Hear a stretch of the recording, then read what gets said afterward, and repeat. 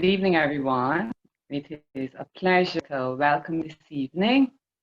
Wherever you are in your homes and comfortable, so am I.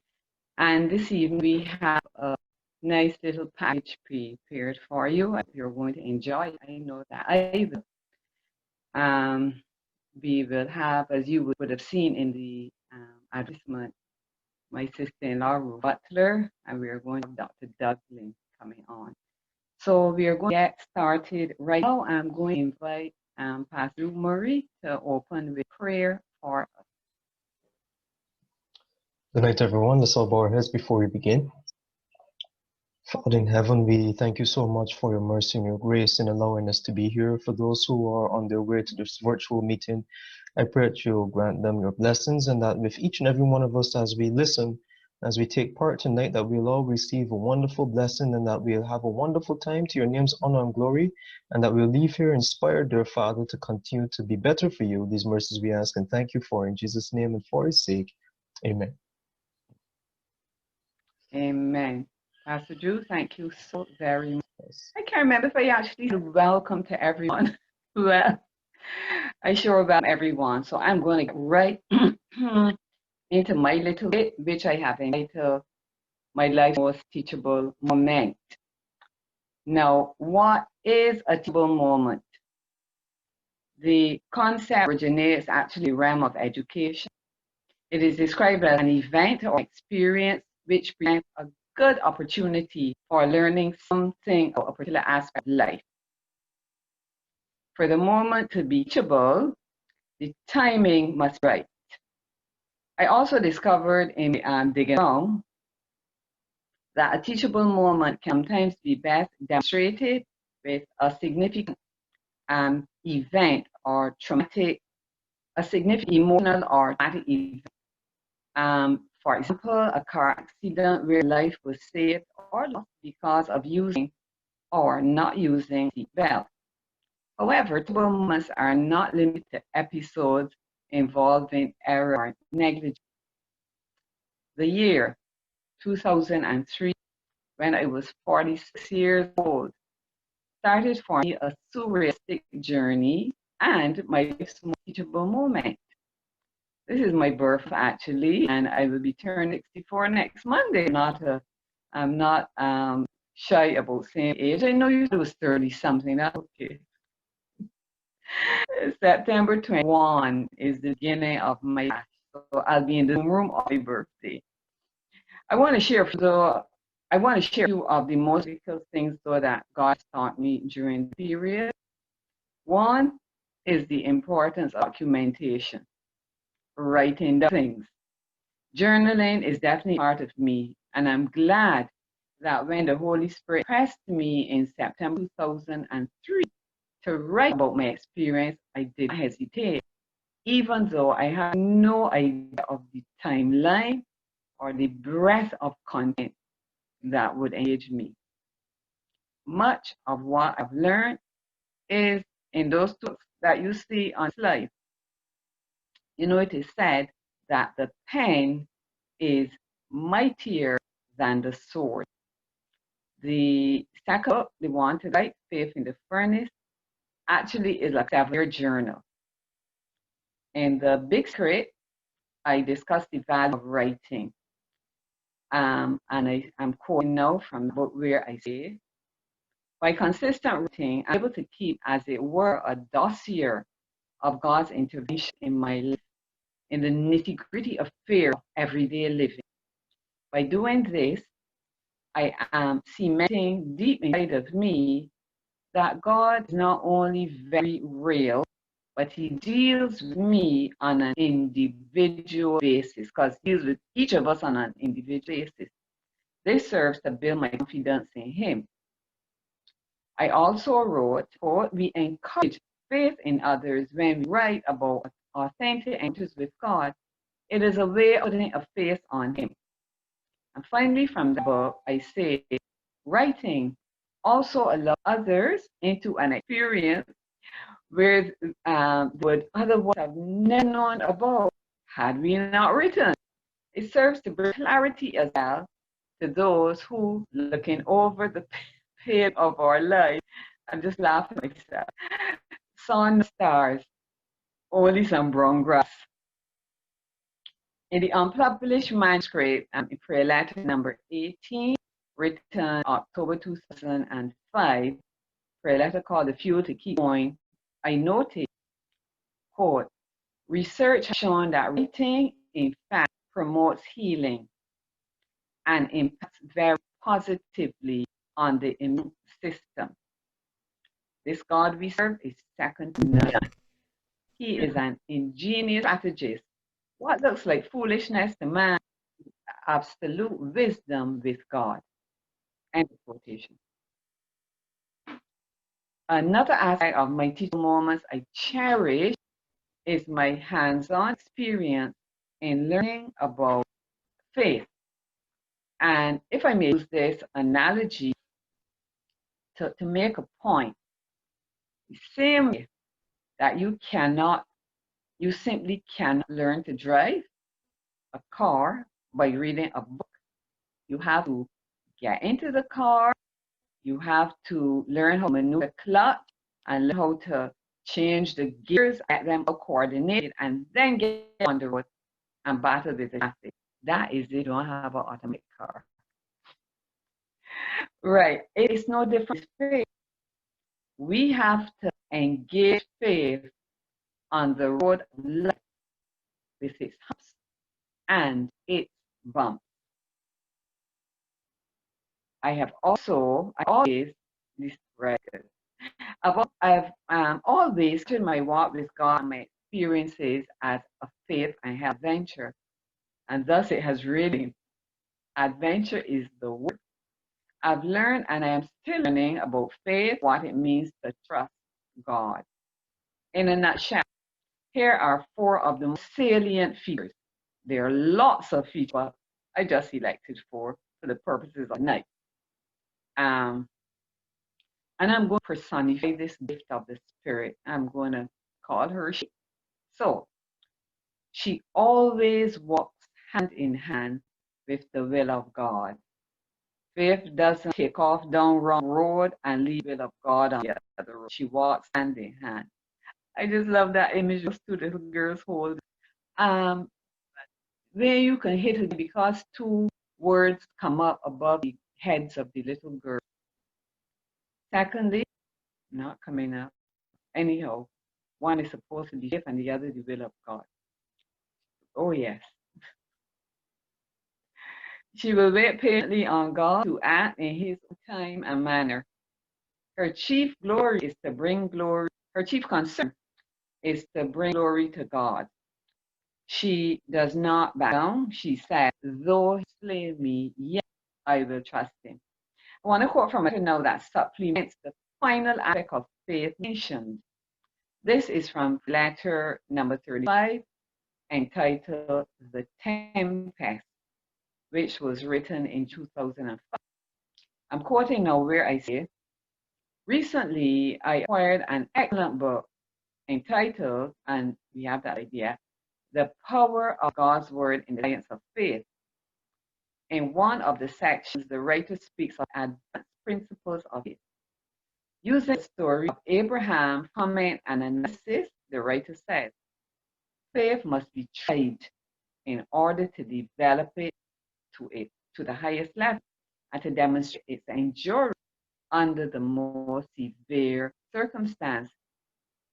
Quoting from the letter, the writer of the site explains that Abraham had 2 words from God. One was that he was a son through whom numberless progeny come. The other was the command to slay this very son.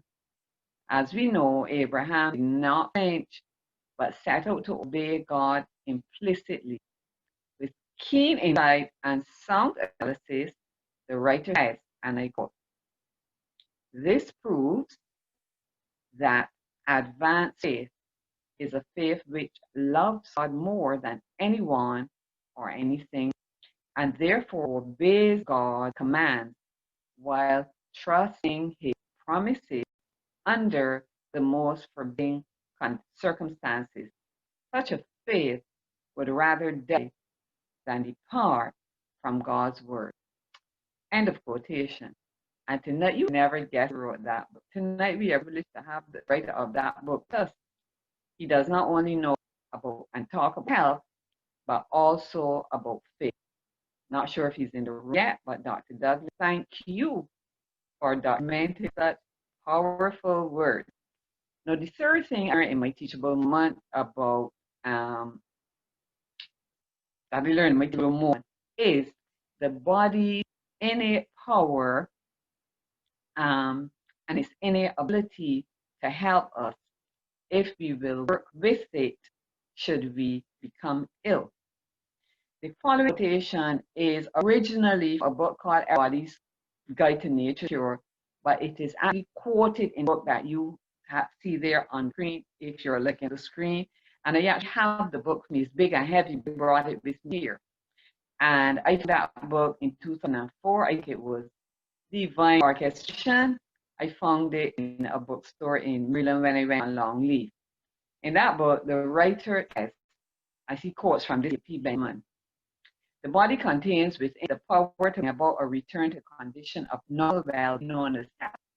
Within himself, every individual possesses power to cure himself of any disease he may be suffering, providing the, all right, want to go to the slide because two caps, providing the right means of this above are employed. That's number one. Secondly, the vitality of the individual has not so low as to render recuperation impossible. The natural healing powers latent within the body, the writer goes on to say, are capable of bringing about that return to normal functioning, which is known as health. Not man, but nature cures. Nature is its own healer.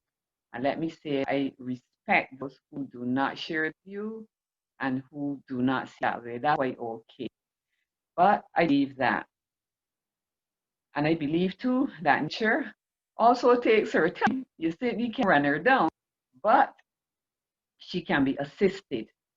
Now, the another book, we should go to the next slide, called The Ministry of Healing, whose writer I certainly respect. She picks up the idea of the function nature plays when she says the use of natural remedies requires an amount of care and effort that many are not willing to give. Nature's process healing building is gradual. The surrender of hurtful indulgences requires sacrifice, but in the end, it will be discovered that nature, untrammeled, does her work wisely and well. Now, of course, the word untrammeled, you may not know the meaning anyhow, but not tied up or hinged or fettered in any way. This other quotation comes from a similar book where the writer says, and I this one, sick people do not have to go far away to regain their health. If they would eat temperately, engage in healthful exercise with a cheerful spirit, they would, in 9 cases out of 10, regain their health and save time and money. And I know that none of us would want to be like that lady in the Bible who just went from doctor to doctor, was nothing better, and all the funds got used up. You know, they say that experience is a hard teacher, but a wise one. To truly learn and benefit from an experience, you have to go through. That is why quick fixes often will not bring the dividend that the long process affords. I have certainly learned about the concept of process and product. And additionally, I appreciate that if you have to fight and make an effort to achieve something, you will value it more highly than if it were simply handed to you on a platter.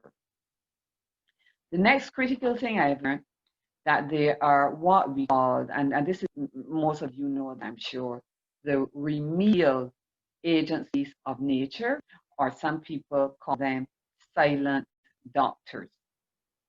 These silent doctors are encapsulated in an acronym that are all familiar called START, and you can see them all there.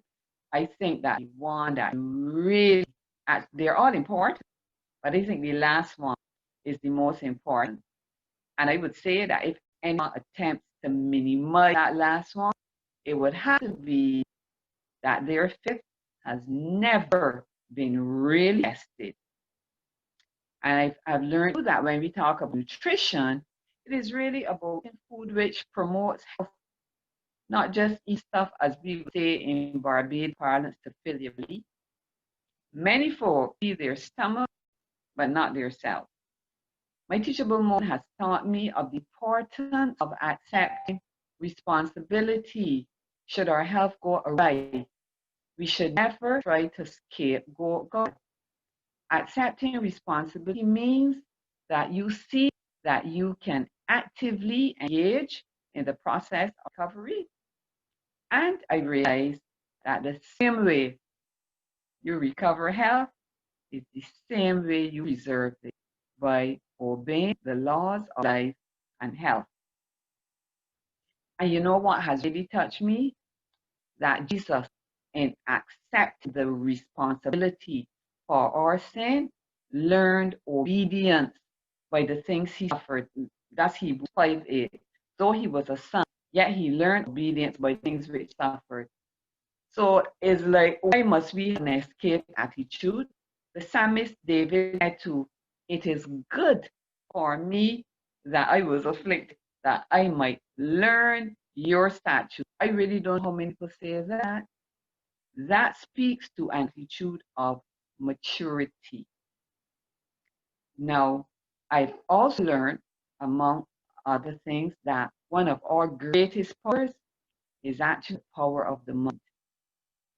One writer says there are thousands who can recover health if they will. The Lord does not want to be sick. He wants them to be well and to make up their minds to be well. And you know, the Bible says, a merry heart doeth good like a medicine, and as a man thinketh in his heart, so is he, refers to the mind. I have heard, and maybe you have too, that healing actually begins in the mind.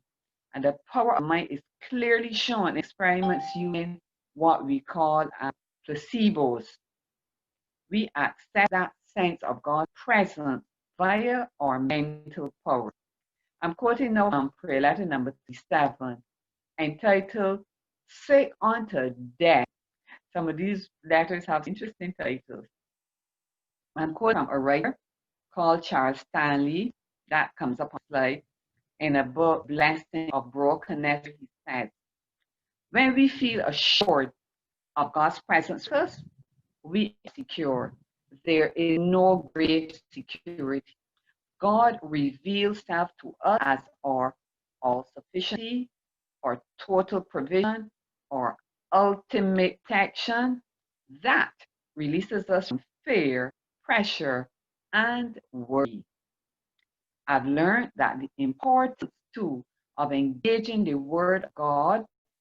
I've learned the importance of engaging the Word of God in such a way that you take personally as applicable to your situation. One writer actually speaks about appropriating the promises of God. I've learned that what made the Word of God really come alive. Something come up here. What makes the Word of God really come alive is not merely reading or reciting it. You have to believe it. You have to believe it. That is what cuts it. And that is what enables it to become a living word and truly efficacious in your life. The Word of God has to be mixed faith. There's a text that should come up there. For to us was the gospel preached as well unto them, but the word which did not profit them, not being mixed with faith in them heard it. So when we read the Word of God, we have to engage it with our faith by literally believing it. Finally, I have learned the importance of having experiences with God. And there is a book that should come up there, that's what I really like. I actually gave it to my daughters and asked them to read it because it is really very sound. When we have experience with God, it is actually how we taste Him and how we get to know Him, His character, His personality. I mean, one of these things discovered about God that He really does have a sense of humor. Now, just attending church is not enough. Just knowing doctrine is not enough. We must meet our God in the experiences of our lives, in the change scenes, the calm, as well as the storm. I was invited to trust Him, which ultimately means trusting His character. The Word of God said, "The name of the Lord is a strong tower. The righteous run in and are safe." Now, are we running in a little tower? Obviously not. That's just imagery. This other text brings some clarity. Those who know your name will trust in you. I like what the Spirit writer says, and we come full circle back to the idea now of the anchor. There's an online writer. By knowing His name is meant an experimental acquaintance with attributes of God, which are every one of them anchors to hold the soul from drifting in seasons of peril. Our faith is the anchor. I heartily encourage you tonight to do as the Word of God invites us to do, which is, and you know this, there's a thing there on the side. Faith is the anchor that keeps the soul steadfast and sure while the billows roll. I invite you tonight to, as we go to the final slide, trust in the Lord. I'm waiting for that to come up so that you read the word with me. Trust in the Lord with all you have to hit it again, right? Cool breathe. Trust in the Lord with all your heart and lean on your own understanding.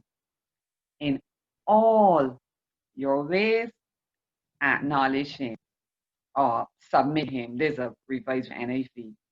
And He will make your paths straight. Prove your God. He will not fail you.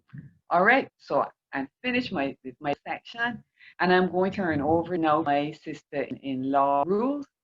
Ruth is a retired nurse. She is quite knowledgeable on a number of things, and tonight she is going to share some information with you I think that you will find to be very useful. So Ruth, is over to you. Hi, good evening, everyone. It is a joy to be here. And I want to say thank you to God for bringing me home safely. We just drove over 700 miles from Washington, D.C., an unexpected trip, and I just literally walk in the house. So I just want to thank God first for bringing us home safely. Now, I was asked Amen. to talk a little bit about plant-based eating. And to me, plant-based eating is a lifestyle. And my definition may be a little different from the definition that you have found, because I have done extensive research about plant-based eating. And I actually attended a summit held by the Food Revolution. I attended the Food Revolution Summit, which is conducted by John and Ocean Robbins. And I wanted to attend this summit for years, but working and the summit just did not match up. The times were conflicting. And so I was able to attend it this year. And it made me think a lot about the way we eat, because I'm no different. I try, but we really eat to make ourselves sick. And the food that we eat should really be medicine. So we can look at some of the advantages of eating a plant-based diet. That would be looking at the benefits of a plant-based diet. But before I go any further, I'm going to tell you, this is a decision that you have to make for yourself. I cannot tell you how to eat. Any changes you want to make in your diet, you need to consult your healthcare provider, your medical advisor, your dietitian, whoever you choose to go to. But you need it from one of them. I can only give you suggestions and tell you what I have done and what I am doing. Living in California opened my eyes a lot to eating, because I was shocked. Is shocked the correct word? I guess. Yes, I was shocked when I moved there to see the number of people who were eating whole food, plant-based diets. And I found out that one of my coworkers was eating a whole food, plant-based diet. So I asked him and his wife what prompted them to do this. And he said to me, it is healthier, and that's why he chose to eat it. And I asked his wife why she chose to eat a whole food, plant-based diet. And she said, because they're putting so many things in the food, and one week it's good, and the next week it is not so good. So that she wouldn't fall into these, trying to figure out, well, did I eat this last week or did I eat that last week? She decided to prepare her own food, and so that she could eat healthier. Well, then I realized that more and more people, we would have potlucks at the church, at different people's homes. And every time there was a different, I guess, plant-based meal. Then I found out that majority of the people who were attending the potluck, they were eating whole food, plant-based also. And so I started to do my own research. And yes, I know I've heard and I've seen, but sometimes you have to discover things for yourself. And so I went on the discovery path. And what I found out in my research is information that I feel that everyone should have, and then they make the decision themselves if they want to be whole food, plant-based. I'm not telling you that I'm completely a whole food, plant-based person. I'm more of a pescatarian than a whole food, plant-based. But the benefits of a whole food, plant-based diet is the best thing for us. And people do whole food, plant-based diets to lose weight. If that is the only reason that you're doing it, you're defeating the purpose. However, there are some people who would do it, lose the weight, and would keep doing it. But they don't really know why they're doing it. They're doing it to lose weight. And you will lose weight if you start eating a whole food, plant-based diet. So one of the benefits, and these benefits that I'm giving you are what I gleaned from the summit that I attended. And one of them, they had physicians who were speakers, and they had regular people like me and you, and they had I think 2 dietitians were also there. Then they had a psychologist, a neuroscientist who is whole food, plant-based, and she talked about the benefits, and she looked at it from losing weight point of view. So I'm just going to give you a few of the benefits that I gleaned from this conference. And if you eat a whole food plant-based diet, it's high in fiber, you know, the plants and the fruits and the vegetables. And when I say whole food plant-based, I am talking about food in its natural state or pretty close to natural, not processed, bleached, and all the other stuff that they do with food. I'm not telling you it has to be organic, but if you can eat organic, it's better for you. So we said that you'll get fiber. It reduces the inflammatory process in the body. I say reduce, you could say tame. It helps the inflammatory process in the body. It also reduces the risk of diabetes. And you know, the African American community has a high incidence of diabetes. And one of the experiences I had with this is what a patient told me. I met a patient a couple months ago, probably about 9 months ago, a young patient who was less than 40 years old, and she was already losing a limb because of diabetes. She knew she had diabetes.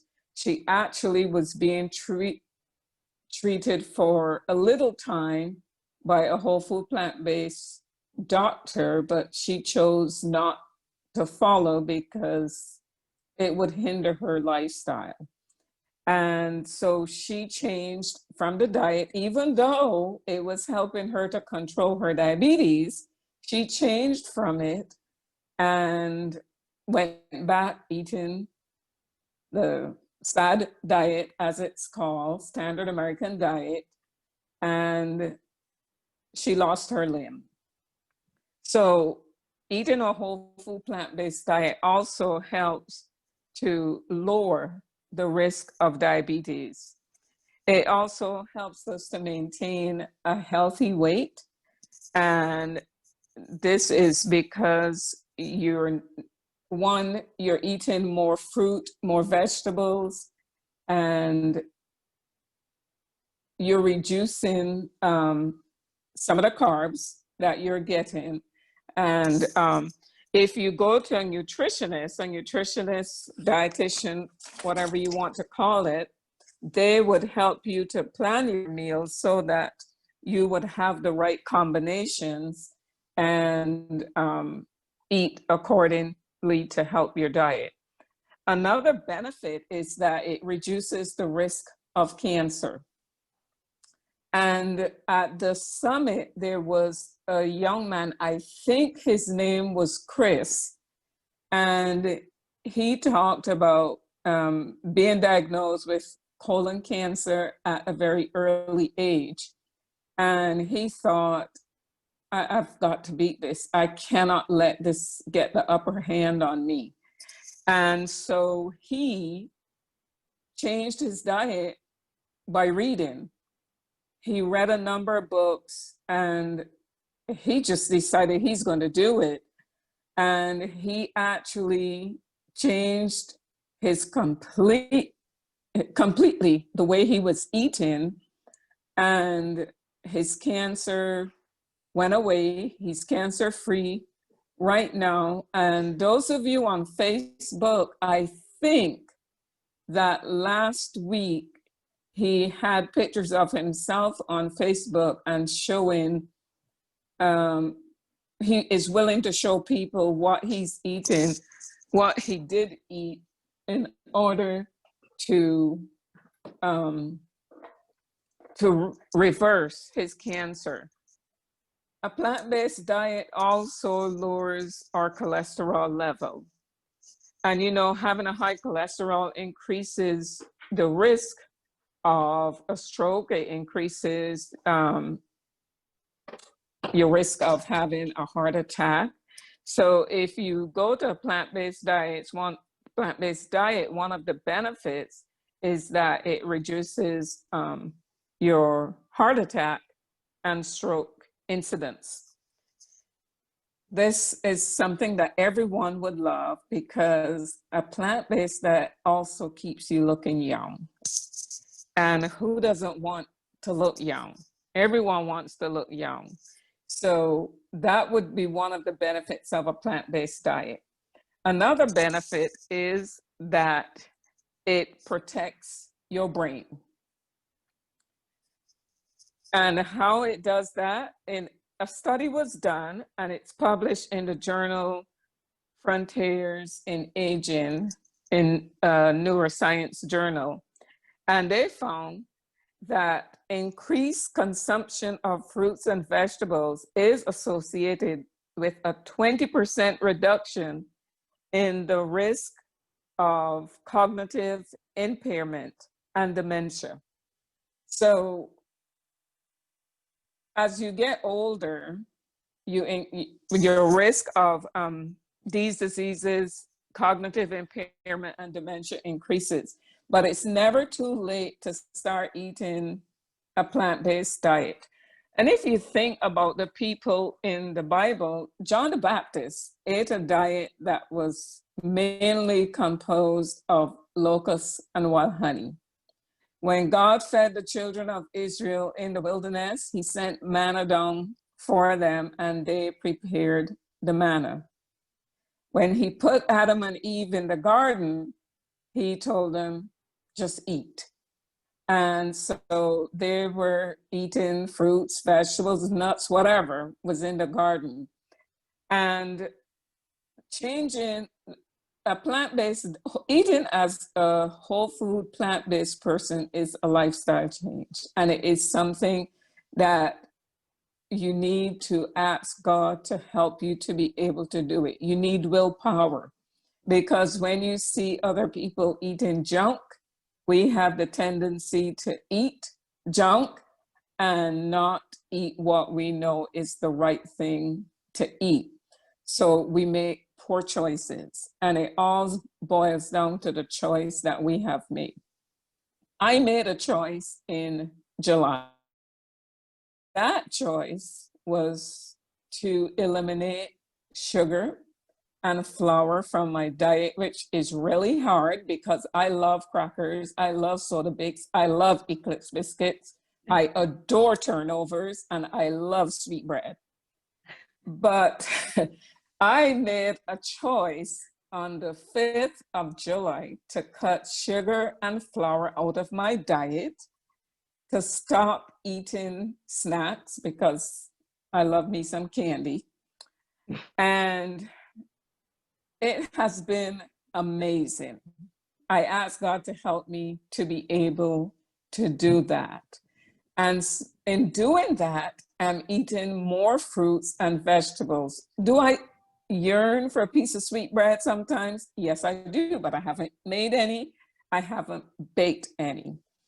I baked some banana bread on Thursday, and I usually bake my own homemade bread, and I have not tasted it. Did I want to taste it? Yes. But the benefits that I have gained from not eating flour and sugar are too many for me to just sit down and feast on it. Will I ever eat it again? I don't know. I don't plan to, but I'm not saying never. But what I'm saying is that we can make small changes and see benefits. Now, there are two books that well, more than two, but two books that I usually look at a lot, use a lot, is Eat to Live by Dr. Joel Fuhrman, and the other one is Kickstart. It's a vegan diet by Dr. Neil Barnard. And also, if you have everyone has a smartphone these days, and there is the book called How Not to Die by Dr. Gerger. And he just published a book a couple months ago, or in the winter or in the fall, sometime recently, How Not to Diet. I just finished reading that book, and he has an app that is associated with the two books. One of the apps is called The Daily Dozen, and the other app has to do with 21 things he wants you to do every day. And those apps are out there. You can follow them, you can look at them. They're pretty good, they're easy. And also, you may say, well, I don't know what to eat, or it's difficult, or it could be boring. Well, forks over knives, there is a fee attached to that, but that app has some great recipes. Also on Pinterest, you can find recipes that are free. But just making small changes on a daily basis would help. You don't have to try to be a hero and do it all one day or all in a week, or just to say, well, I just did it. I did the Neil Barnard diet, the 21-day vegan diet. I did that for a couple months. It was great. I enjoyed it, but I did not stick with it. But I strongly believe that a whole food plant-based diet is the best way that we can go.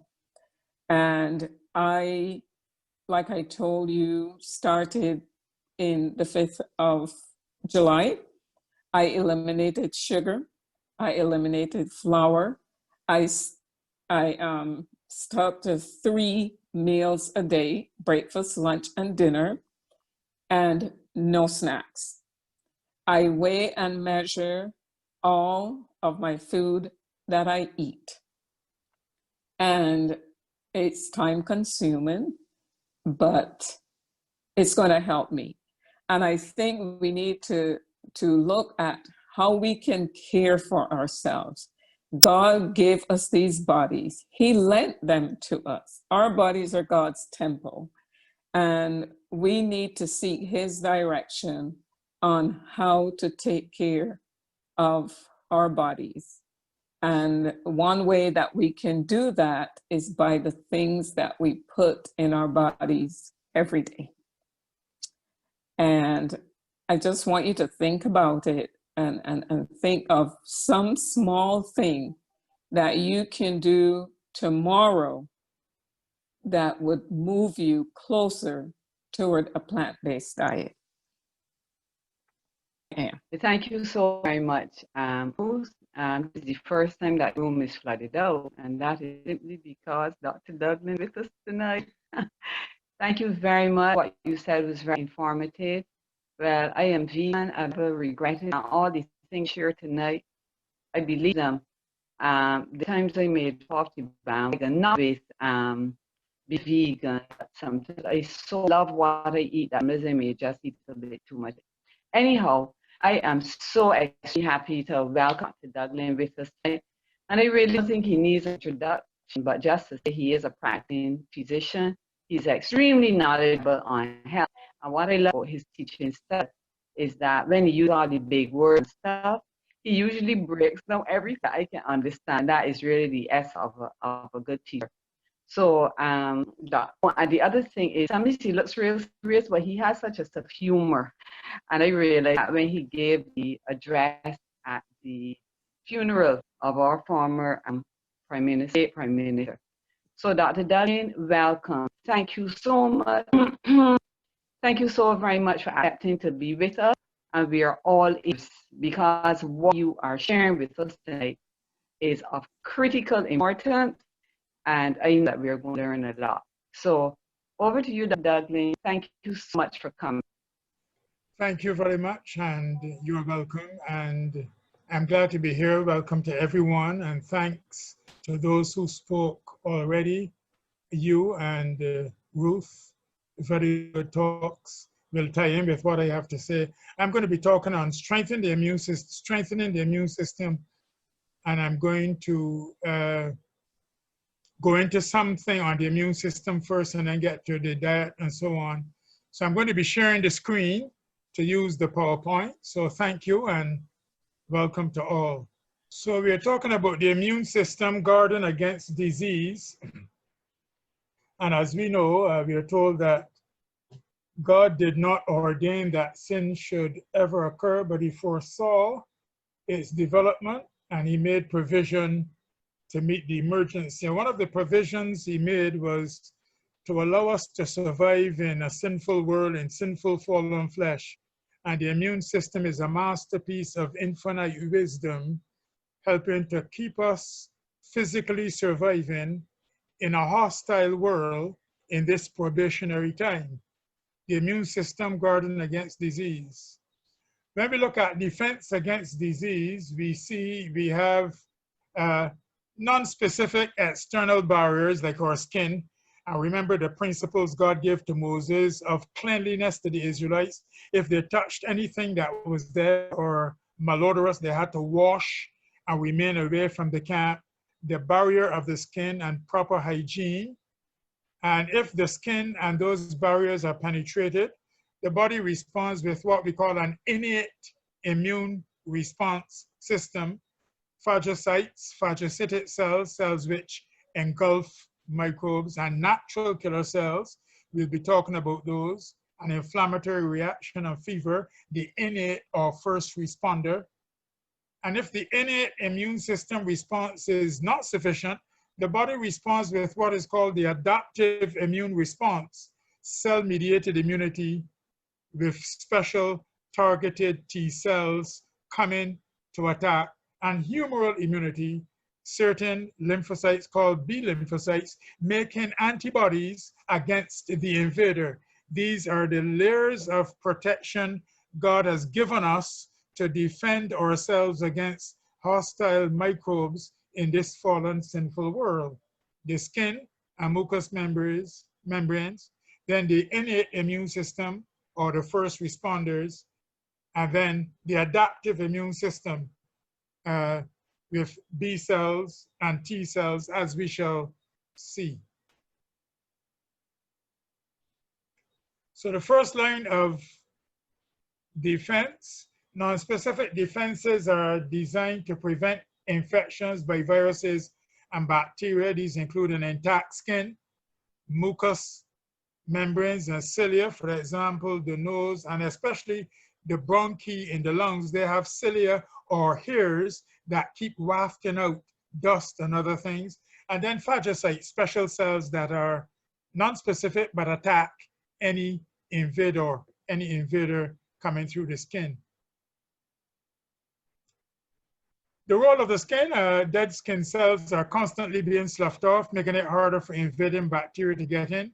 And our sweat or perspiration and oils even contain antimicrobial chemicals, including some natural antibiotics, to help keep the skin clear of antibiotic invasion. Mucous membranes and cilia. And remember, in the lungs, let me just give an illustration. If you don't dust off your furniture after a few days, let alone a few weeks, you see so much dust accumulating.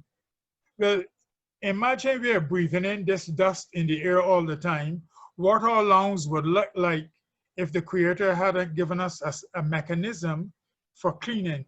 And the cilia or hairs in the bronchi and the mucus, that mechanism works as the cilia keep wafting out the dust, and the mucous membrane traps the mucus itself from the mucous glands, trap any toxic material, and they're wafted out in the mucus that we sometimes swallow up, cough and may swallow, but it goes out in the draft.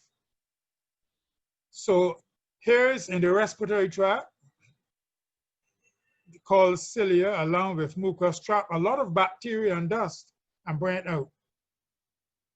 Phagocytes are white blood cells, including what we call macrophages and neutrophils that seek out and destroy invaders. Some also destroy damaged body cells. And phagocytes are usually attracted by any inflammatory response of damaged cells to come to the area and attack the invading microbe. Inflammation is the body's response to an invading microorganism, whether it is a virus or a bacterium or even an injury. Inflammation, when it is used to address invasion by a virus or a bacterium, is a good response.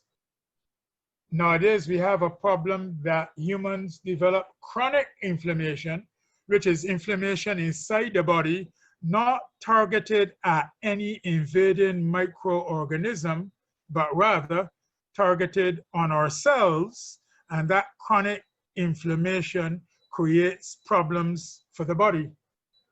But right now, we're looking at inflammation as a response to viruses and bacteria and any invading microorganism or injury. And you see there that there are certain cells called mast cells, which can release histamine, which cause blood vessels to dilate, and fluid comes around. The temperatures of the tissue, the temperature goes up, and that temperature can actually attack the microbes as well. This is an inflammatory response to a virus or a bacterium. And once that inflammation is within limits, it is good as part of the body's defense. Fever too is part of the response to an invading organism.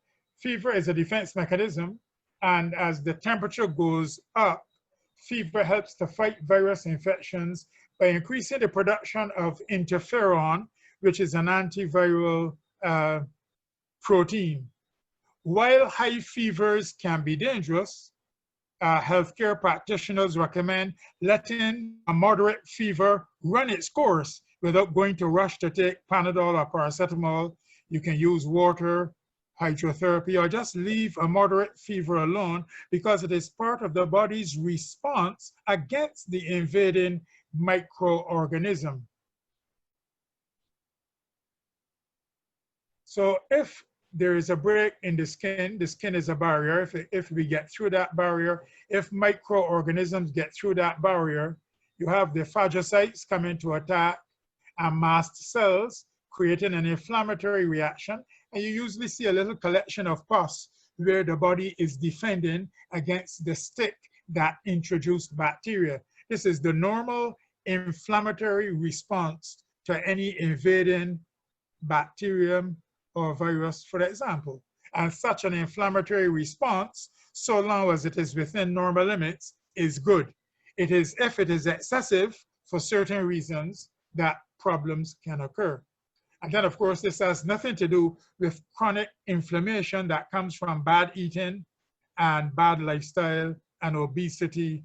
And chronic inflammation isn't directed against any invading microorganisms, it's directed against our own body's organs, and that is why chronic inflammation is bad. And we'll talk a little bit about how to avoid it. As we said just now, fever is a response to invading microorganisms, toxins on the surface of viruses, also the release of histamines by damaged cells, certain toxins in the body, and certain substances called pyrogens signal the hypothalamus to raise the body's temperature. So the rise in body temperature is part of the body's defense. And so long as that temperature is not excessive, it is better to let it run its course, drinking plenty of pure water and rest, and a pure diet to let the body run its course, because fever is part of the mechanism for defense. And for each of those four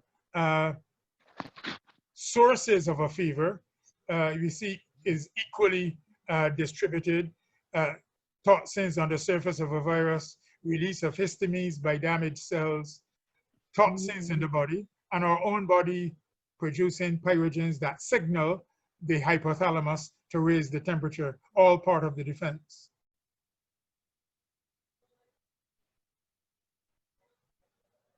So based on what you know about non-specific defenses, what is the best way to treat a cut on your skin? Should you leave it exposed to open air, wash it and cover it with a clean bandage, or rub it with dirt? Well, we know even from the laws of Moses that washing it with pure running water and putting a clean bandage on it is the best way to deal with it. Now, that is just an introduction to the non-specific barrier. So we should take good care of our skin, good hygiene of our skin. And the principles given by Moses to the children of Israel placed a lot of emphasis on good skin hygiene, using running water, being as natural as possible, but keeping clean and tidy, allowing the skin to be effective as a barrier.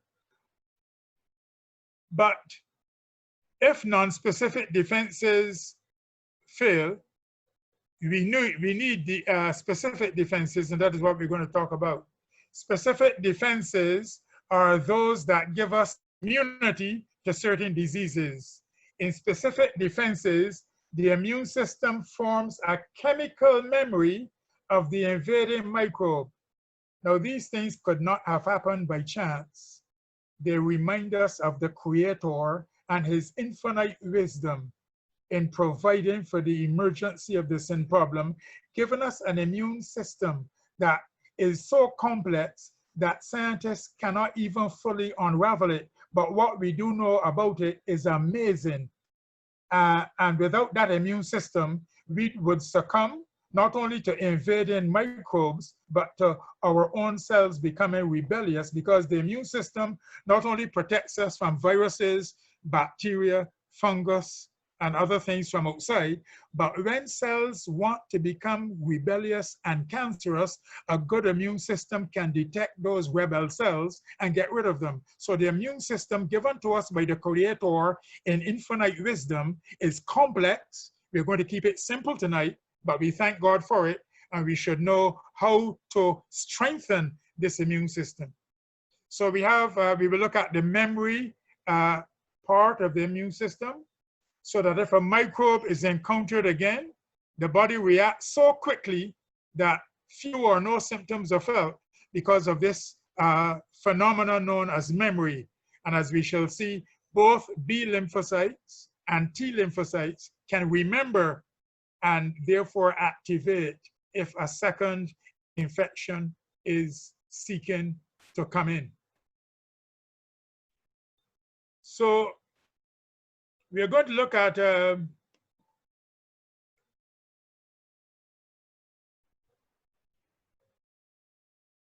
sorry, let me just go back.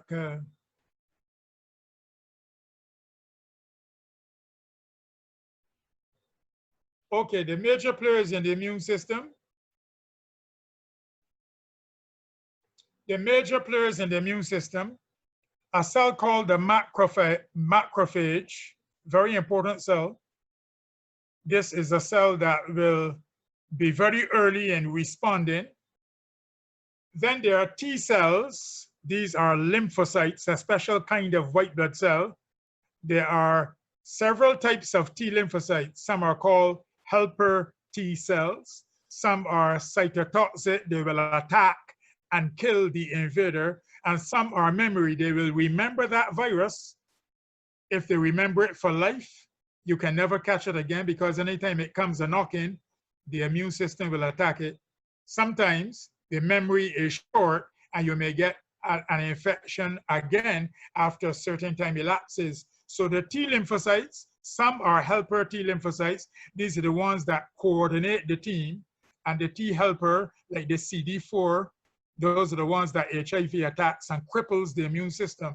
So the T helper lymphocytes, the T cytotoxic lymphocytes, they're the ones that attack, and the T memory lymphocytes remember. And then there are the B cells, B lymphocytes. They turn into plasma cells and make antibodies, and some B lymphocytes also remember. So we have two types of memory. T lymphocytes remember, and B lymphocytes remember. T lymphocytes do a direct attack, and B lymphocytes produce antibodies. So what a complex system. This is just scratching the surface. Infinite wisdom of our Creator in giving us an immune system to prevent invasion from the outside and to also do surveillance against cancer arising on the inside. Well, some vocabulary. An antibody is a protein produced by the human immune system to tag and destroy invasive microbes, virus, bacteria, their toxins. That's what an antibody is, a protein produced by the human immune system. We'll look a little bit more at that later on. Antibiotics are chemicals produced by other microbes, so they're natural, which are toxic to many bacteria. Some of these we have discovered and used as medicines. And some of our own body secretions contain natural antibiotics against microbes. But the first antibiotic to be discovered was penicillin, produced by a fungus, and it kills certain dangerous bacteria. And then there's a name you should remember. This is an antigen. An antigen is any protein that our immune system will react to and recognize it as either self and shouldn't attack it, or not self and attack it. An antigen can cause an allergic reaction. An antigen can cause an immune reaction. An antigen is any protein that our immune system reacts to. An antibody is a protein that the immune system produces to attack an antigen or to destroy microbes. First line of defense in the immune system then, natural killer cells. These are the body's first responders against viral infections and cancer cells, also against bacteria and fungi. But here's an important point. After the age of 60, or earlier in some people, our ability to produce new or virgin natural killer cells declines. Our ability to produce them declines. So the incidence and severity of viral infections increase with age. Notice that as we get older, the ability to produce new or virgin natural killer cells declines. Young children produce natural killer cells easily. You notice in the COVID pandemic, children on average throw it off easily. They produce natural killer cells very efficiently. As we get older, that ability declines, especially after the age of 60, but we are going to look at ways to improve it. Also, we are now noticing that some people who are young, 30s, 40s, 50s, even younger, because of a bad diet, and we thank Ruth for her talk on the plant-based diet, we'll touch on it again. Because of a bad diet, a lot of young people are having aged immune systems as if they were over 60, although they're young because of a bad diet. And some older people, because of a good diet, can keep the immune system looking young and functioning young, even though they may be old. So on average, with age, there is a decline in the ability to produce these natural killer cells, but we look at things we can do, even if we are older, to strengthen this ability. Now, at the same time, looking at age, obesity, and that, at the same time, as we age, not only does our ability to produce natural killer cells decline, but as we age, listen to this, some of the old memory T cells become senile, or as we say in Barbadian terms, dotish, and start to produce inflammatory proteins. So notice this double whammy with age. We are producing less natural killer cells as we grow older, and the memory T cells, instead of remembering properly, they start producing inflammatory proteins. And this same thing can happen in a younger person on a bad diet. One of the deadliest of these inflammatory proteins is a vagabond molecule called interleukin-6, IL-6. Interleukin-6 causes severe inflammatory damage to every organ in the body when it is in excess. This also happens in younger people who are obese or who eat unhealthy diets, and also in diabetics. So aging obesity, younger people who are eating unhealthy, diabetes, can cause the immune system not to be producing enough natural killer cells as first responders if a virus comes a calling. And then the T memory cells, which should be remembering, they become senile and start doting and produce inflammatory proteins like interleukin-6, which attack our own bodies. Whoa.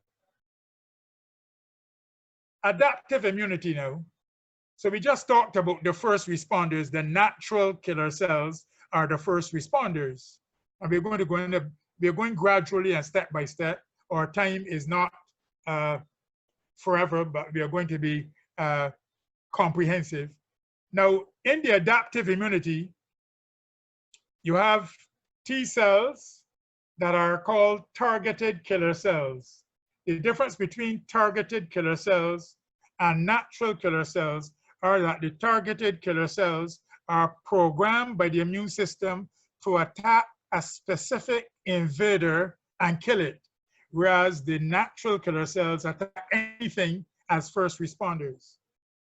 If any infections go undetected by the natural killer cells, these T cells, T lymphocytes, are the big guns that step in and eliminate the infected cells by hunting down a specific target, whether it is a specific virus or bacterium.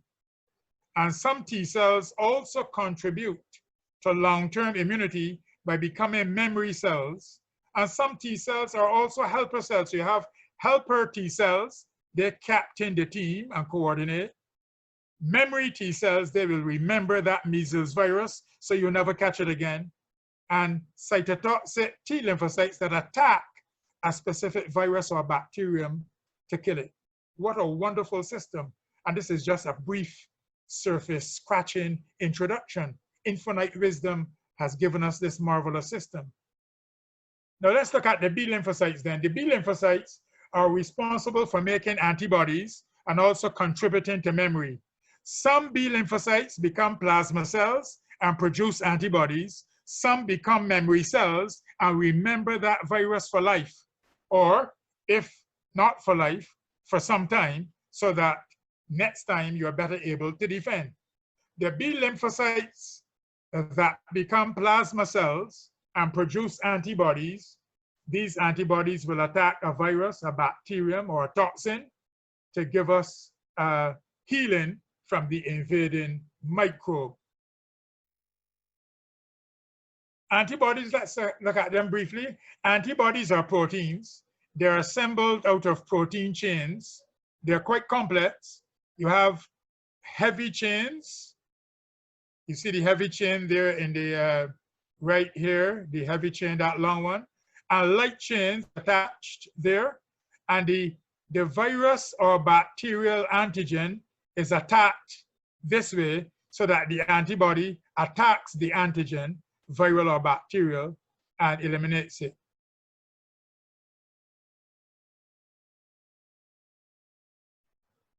So this is the antibody. Many different chains in the antibodies, light chain and heavy chains, and many different types of antibodies. As a matter of fact, the B lymphocytes can be classified into 5 clones, and each clone of lymphocyte turns into a similar clone of plasma cell and makes a certain kind of antibody. There are 5 antibodies we have. Immunoglobulin G, the most important, immunoglobulin M, and immunoglobulin A. Those are the 3 most important.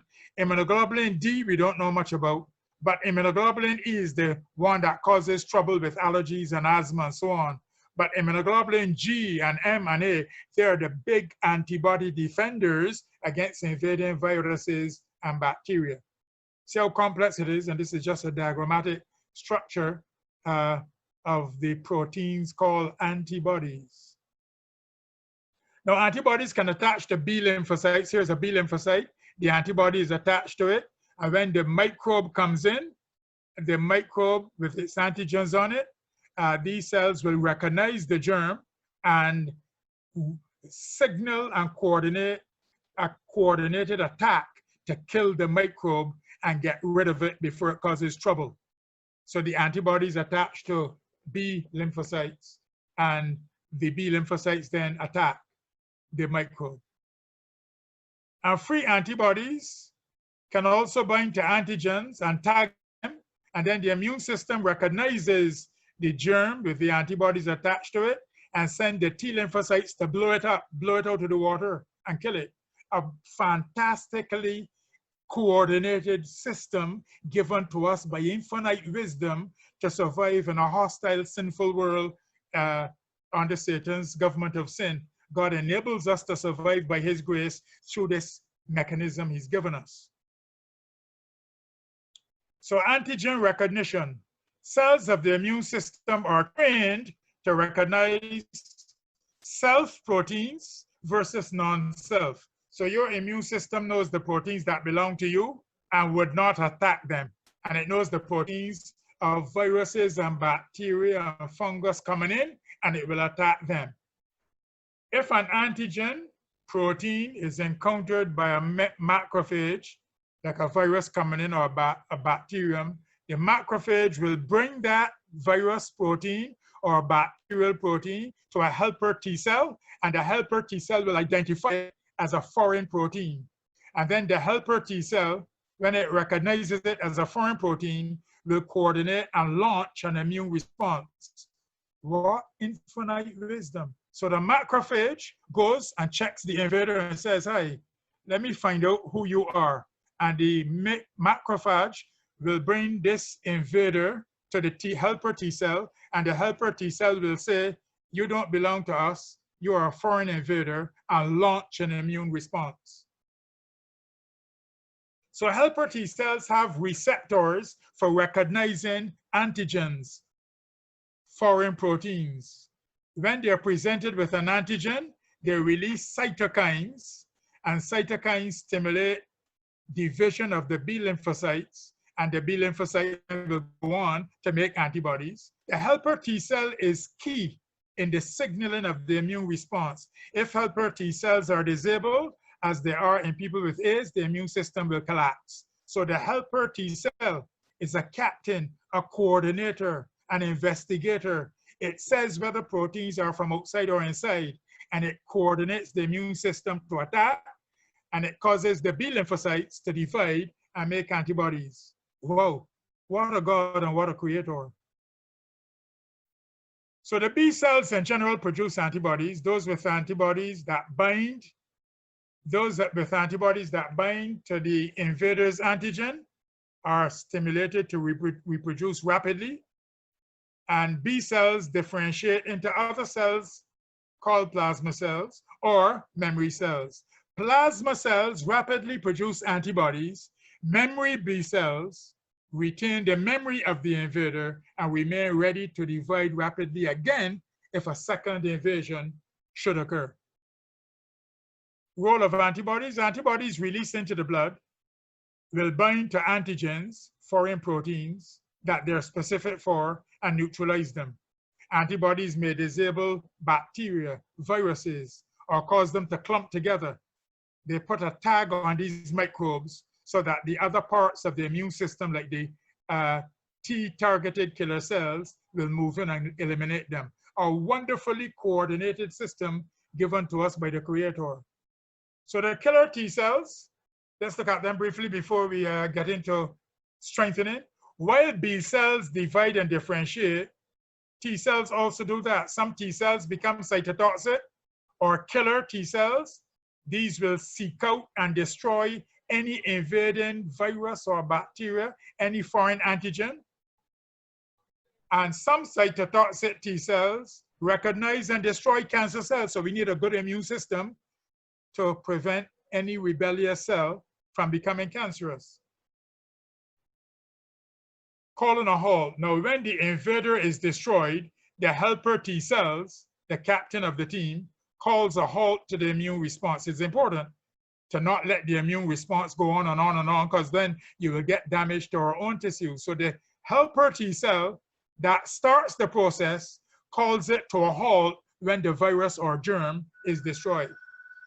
Memory T cells are formed which can quickly divide and produce cytotoxic T cells to quickly fight off the invader if it is encountered again in the future. Beautiful.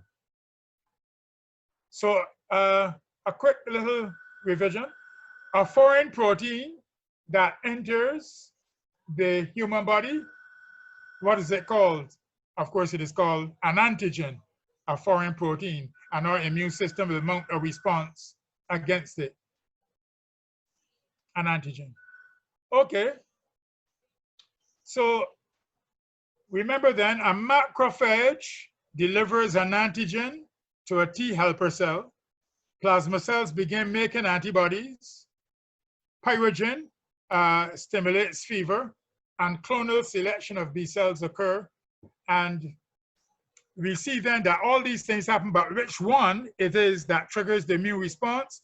The macrophage delivers the antigen to the T helper cell. The T helper cell identifies the antigen as a foreign virus or bacterium and starts the process. All right, let's move on now. Factors which weaken the immune system.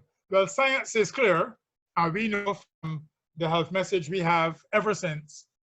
Smoking, alcohol, unhealthy diet, especially sugars, unhealthy fats, and nowadays people eat a lot of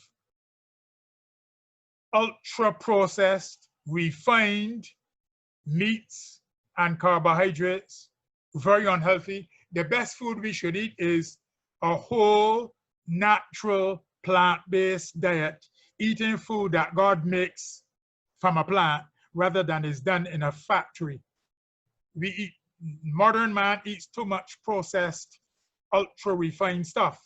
Some processing is all right and good, but the ultra-refined processing is bad. We should try to eat a whole, natural, plant-based diet. Obesity damages the immune system terribly. The metabolic syndrome, when people are putting on weight around the waist, the blood pressure is inching up, the blood sugar is wobbling, and blood fats are not where they should be, the metabolic syndrome. And the metabolic syndrome is very, very prevalent and common in the United States of America. 7 out of 8 Americans are metabolically unhealthy. No wonder the COVID-19 is causing such severe morbidity. 7 out of 8 Americans are metabolically unhealthy. So obesity and the metabolic syndrome weaken the immune system. Stress by producing cortisol, and cortisol suppresses the immune system. So the Bible tells us, rejoice in the Lord always. And again, I say rejoice. And the Bible tells us, do not worry about anything, but in everything by prayer and praise and thanksgiving, let your requests be made known unto God. God understands that we are going to be stressed in this sinful world, but he's given us his promises, his assurance, because stress, if we do not cope with it, can suppress the immune system. Lack of sleep damages the immune system. We need 7 to 8 hours sleep. Less than that will weaken the immune system. We need exercise. 0 exercise is bad, and overexertion also weakens the immune system. Notice that. Laziness and doing no exercise will suppress the immune system, but if we go to the other extreme and overexhaust, that will also weaken the immune system. Systematic, consistent, moderate exercise is best. Adequate sleep, coping with stress, waging war against obesity. And the best way to wage war against obesity is to eat a whole plant-based diet and do what Professor J. Sanfong, a Canadian, calls intermittent fasting, and what, for example, we know is recommended in the Spirit of Prophecy. 2 meals a day, morning, breakfast, and afternoon, second meal, and then go right through again till morning without eating anything, because eating too much and eating too often disturbs the system. As some people even recommend 1 meal a day for those who can handle it, but 2 meals a day, because eating unhealthy diets, eating too much and eating all the time create severe problems for the immune system. So these are factors which weaken the immune system and we should avoid: smoking, alcohol, unhealthy diet, excess sugar, unhealthy fats, obesity, metabolic syndrome, stress, lack of sleep, and overexertion. Strengthening the immune system. Healthy eating, whole, natural, plant-based foods. Eat it as God made it. The ground provisions, the potatoes, yams, edibles, complex carbohydrates, we can cook them. The green leafy vegetables are amazing. Green leafy vegetables contain so many phytonutrients and vitamins and minerals, many of which we haven't even discovered yet. Some we know, like resveratrol and quercetin and others that strengthen the immune system, protect the arteries, reduce the risk for cancer. You can't go wrong with the vegetables and fruits, the whole grains, the nuts and the seeds. So a whole, natural, plant-based diet is best for the immune system and the rest of the health. Rest is good for the immune system. Moderate exercise, avoid alcohol and tobacco, and then there are specific vitamins, minerals, and plant extracts called phytonutrients that can also come to aid. But fundamentally, it is eating those vegetables, especially the green leafy vegetables, and those herbs like oregano and basil, clove, turmeric with the curcumin. All of those herbs contain wonderful antioxidants and anti-inflammatory molecules that not only strengthen the immune system, but also balance the immune system so that there is not any excess inflammatory response. Very important then to understand how to strengthen the immune system.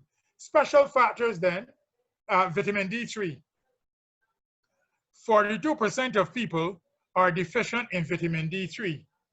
And Afro-Caribbean and Afro-American people living up in the north, dark-skinned people make less vitamin D than white-skinned people. So when dark-skinned people are up in northern climates, during the winter, they will have no vitamin D at all, and vitamin D levels will fall. And vitamin D is now known to be a wonderful protector of the respiratory tract. Take, for example, a coronavirus with spikes. Vitamin D causes the immune system to produce proteins called defenses and catalycidins that hold on to those spikes of the coronavirus so it can't bind the cell. So vitamin D3 helps to prevent the coronavirus from attaching to our cells. Then vitamin D3 strengthens the natural killer cells, the first responders, and actually help you, even if you're old, to produce more natural killer cells. And then vitamin D3 prevents any over explosion of inflammation called the cytokine storm, which can cause destruction of the lungs, blood clots, and destruction of the organs. So vitamin D3 is the most important vitamin in the fight against any virus, especially respiratory viruses and COVID-19. And it's taken long for governments and so on to realize it. A famous British blogger in this area, Dr. John Campbell, has been pushing this for a while now. The British government is going to look at it. And a recent study out of Spain is showing that people, young or old, whose vitamin D levels are low, get severe disease and are more likely to die. And people, young or old, whose vitamin D levels are high will fight any virus very well. You can know what your vitamin D level is by getting a blood test. It should be between 30 to 60 at a minimum, but the research shows if you get it up to 80 nanograms per ml or even 100 nanograms per ml, you'll make a virus look like nothing if it comes a-knocking. And there's a testimony to that. When Dr. John Campbell was talking about vitamin D, a chap down in South Africa, a pharmacist, heard him and went and got his vitamin D level done, and it was 10, which was horrendously low. And the chap went and took some supplements and brought his vitamin D level right up. And after he did that, a few weeks past, and he caught the COVID. And he said it caused him scarcely any problems. And he thanked God and thanked Dr. John Campbell, because he said, had he contracted the COVID when his vitamin D level was 10, he would have been a cook goose. So vitamin D level. And therefore, people are recommended to take 1,000 to 5,000 units a day. Sunshine is part of the New Start formula. Many of us don't get enough sunshine. Now, you can't get enough sunshine in the winter in North America or England anyhow. So supplementing with vitamin D3 is very good to keep your vitamin D3 levels up. Vitamin C, more fruits and vegetables. Nothing wrong with supplementing with 1,000 milligrams of good organic vitamin C twice a day. Keep your vitamin C level up. More fruits and veg. Fresh fruits and veg. Zinc, very important. And a good source of zinc is lentils. Eat more lentils. Also cashews and walnuts and pumpkin seeds, good sources of zinc. And zinc with vitamin C and vitamin D3 strengthen the immune system, strengthen the natural killer cells, and reduce any inflammatory overexplosion in the adaptive phase. Selenium.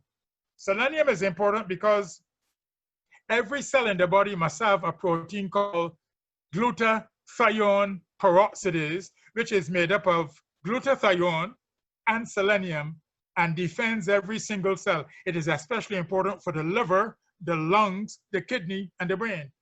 And research out in Africa had shown already that in the HIV epidemic, when it started back in the 80s, people with adequate selenium levels did better than those with low selenium levels.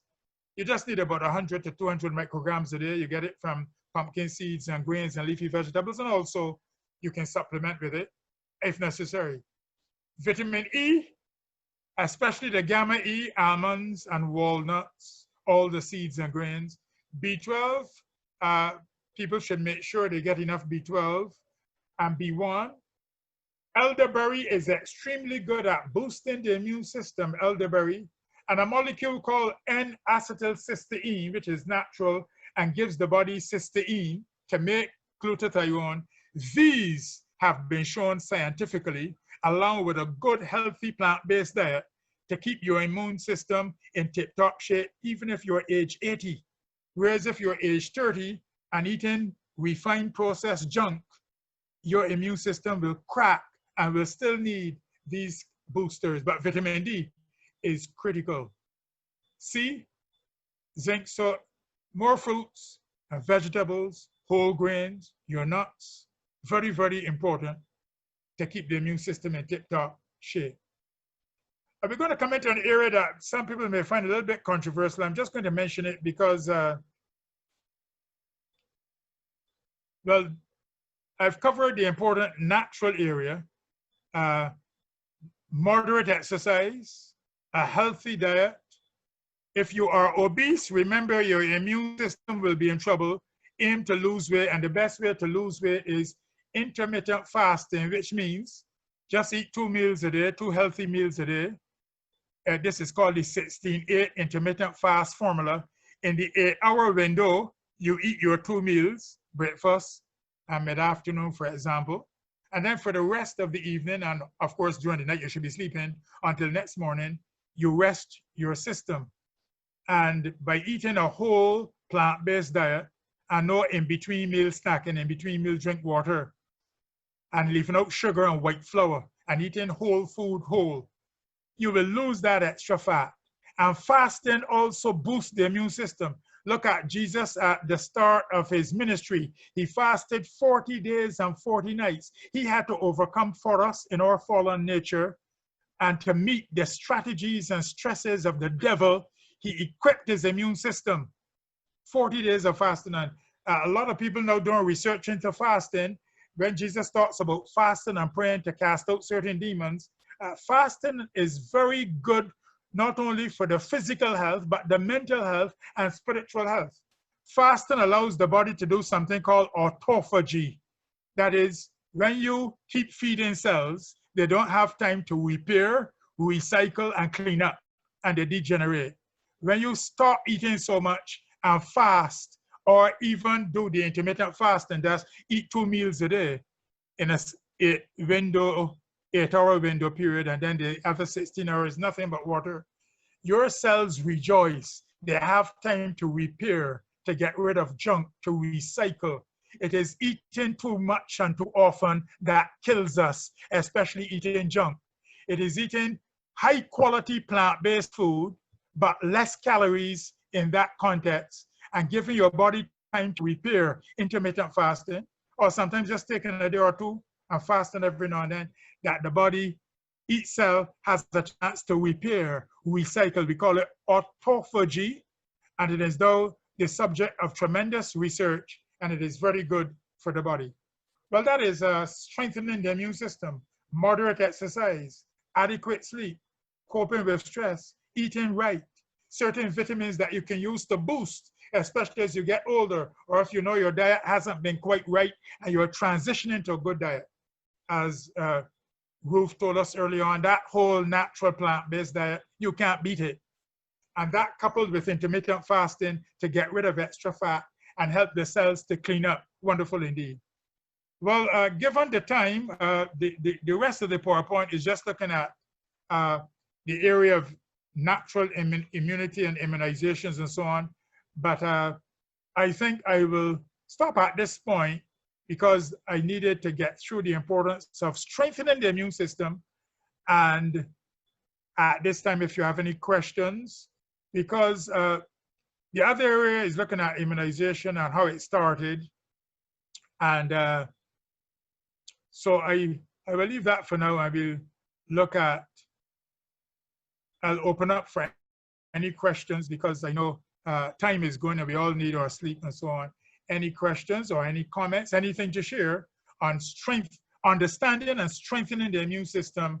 And of course, I didn't have time to mention that there are certain herbs like oregano and basil and turmeric and clove. You see turmeric and curcumin, and then frankincense, boswellia, powerful anti-inflammatory natural plant extracts that reduce inflammation and help in chronic inflammation to prevent heart damage and brain damage and kidney damage. Curcumin and boswellia, fantastic stuff.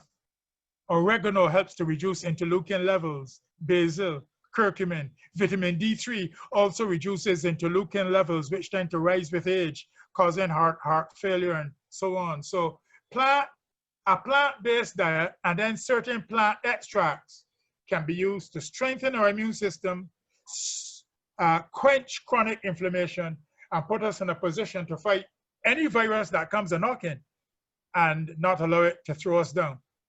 So put these things into practice. Remember, the diet is fundamental. New start, nutrition, exercise, water. We must keep hydrated. Temperance, moderation in all things. Stop the overeating. Rest, sunlight for vitamin D, and supplement with it. Of course, trusting in God, fundamental. And eating the diet he recommends for us, a whole natural plant-based diet. And here are vitamins and minerals that can be used to further boost the immune system as we age, or if you're under threat from any underlying illness as we work on dietary transformation. So I want to thank you at this point in time, and I would therefore stop the sharing and allow any questions or discussion so as not to overburden you. I thank you for your patience and your audience. Dr. Dudley, you did not overburden us at all. That was really wonderful. I had heard you in another session talk about the use of garlic, and Yes. I would just use garlic, but you explained a particular way that it should be used. I don't know if you could mention that here now. Yes, garlic is a sulfur-containing herb, and in its raw form, you need to allow the molecule called allicin to build up. So when you slice it up or crush it and let it wait for a while, an enzyme is activated to produce more of the active ingredient. If you just go and throw it in the pot right away, you get a minimal amount of that active ingredient. If you crush it or cut it up and let it stay for 15 minutes and then put it in water to get garlic water, or put it in your food and or even in a smoothie, you get a maximum of the active ingredients that are anti-inflammatory, antiviral, and anti-cancer. And therefore, it is best to crush it or slice it up, let it rest for 15 minutes for maximum yield of the allicin before you use it. Because if you don't do that, you get less for your money's worth. And garlic is one of those herbs that sharpen the immune system, along with, as we mentioned, turmeric, ginger is anti-inflammatory. All the herbs, we should use more of them. And we won't have to use too much salt because people put in salt for this, but the herbs give flavor, and they also pack with antioxidants that are very good for the body. When I see two hands are raised. Okay. Yes, we'll start with Rochelle, and then we go to Jimmy. Go ahead, Rochelle. Hi, good night. Good night. Good night. Hi. You mentioned that we should be eating 2 meals a day, right? But I am nursing, so I want to know is, but I nurse my daughter, and she nurses very regularly. And at times I get hungry, like during the day, that I have to snack or not. I feel weak, you know, by constantly nursing the baby. I wanted to know if it would be wise for me to do the intermediate fasting. It depends on a number of factors. It depends on how much weight you've put on in the pregnancy, number one. Number two, it depends on how good the baby is nursing.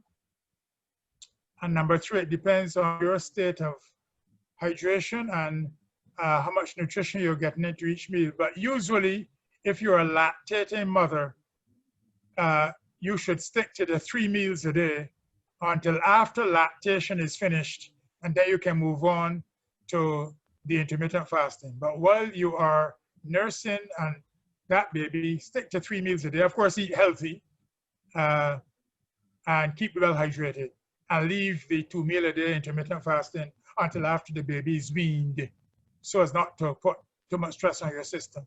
Okay?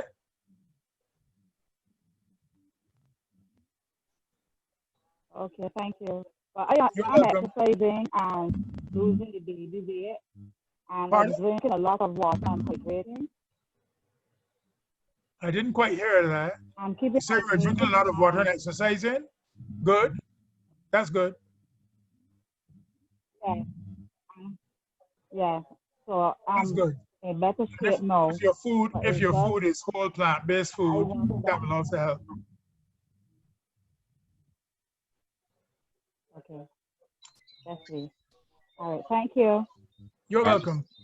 Thank you, Rochelle. We go to Jamie now.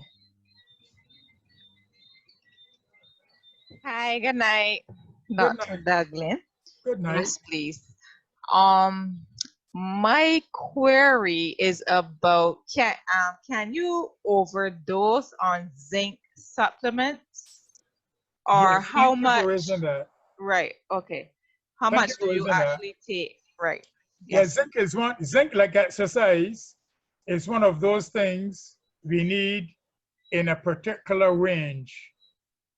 Too little zinc, the immune system does not function properly. Too much zinc is toxic to the immune system. So we have to be in a balance. If you're eating a good, healthy diet, you should get enough zinc from lentils, nuts, pumpkin seeds, and so on. If your diet you don't think is adequate, you can supplement with 25 milligrams a day. People who are old and under stress and prone to flus or pneumonia, experts recommend they can go up to 50 milligrams a day. So between 25 and 50 milligrams a day, if your diet isn't offering enough. If your diet is offering enough, the amount in a multivitamin is usually 15 milligrams, which is adequate. You don't want to be too high in zinc, and you don't want to be too low. Anywhere in the range around 25 milligrams a day. And especially if you're getting it from your diet, there's usually no problem. Lentils are rich in zinc, and cashews and walnuts and so on, and pumpkin seeds. But yes, you shouldn't go up in the 100 milligram range. That will be toxic, and you shouldn't be below from your diet and or a supplement less than 5. Around the 25 to 50 milligram range from diet or supplement would be ideal. Thank you for raising that. Okay, you're welcome. Okay, so I am on a plant-based diet. Yes, I do intermittent fasting. I only eat 2 meals a day. Good. But I'm also, well, I started since this whole COVID thing, and I was made aware that zinc assists to kill the virus. I started to take zinc, the zinc tablets, along with, well, my diet is I hope you take some vitamin D. Vitamin D as in sunlight. I have not actually gotten the supplement because Okay. I don't know which is the best, because you know they have different brands and some are good and some are not, as far as I understand. So I don't know.